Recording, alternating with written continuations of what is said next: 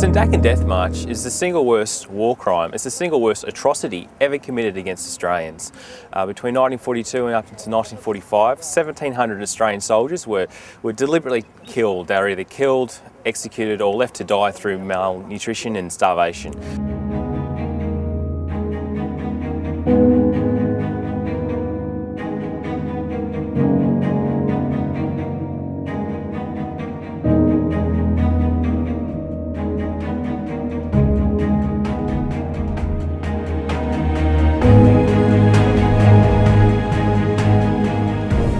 Couple of letters that he'd sent from the prisoner of war camp, but they were, of course, heavily censored and said something to the effect of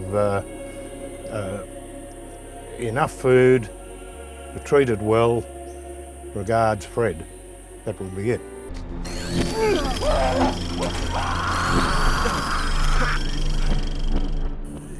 The initial response to the Australian government was that the best thing to do was to really hide this story as much as possible, and it was at least partly to protect the relatives.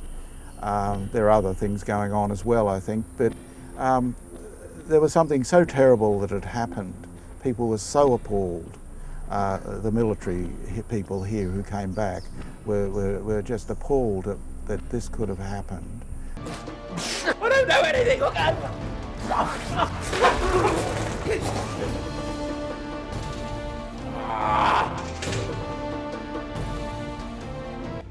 Yeah, he was in such bad shape.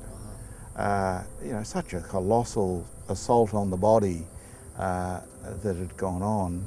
They were in the midst of the most terrible nightmares. I mean, my father would wake in the night and he would say, oh, there's bugs in the bed, and you know, they'd have to strip down the bed. There were no bugs, but he would say, look at the sores. He would have the psychosomatic bites. He would have nightmares where he tried to strangle my mother, and my mother had to roll out of bed. He would, you know, be trying to strangle the Japanese.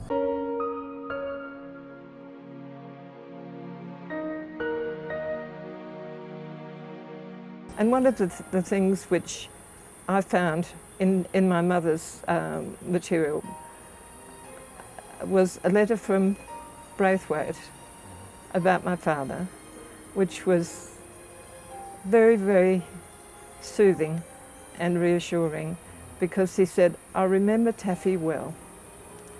And that's the nickname for Welshman. And it was such a reassuring and comforting letter.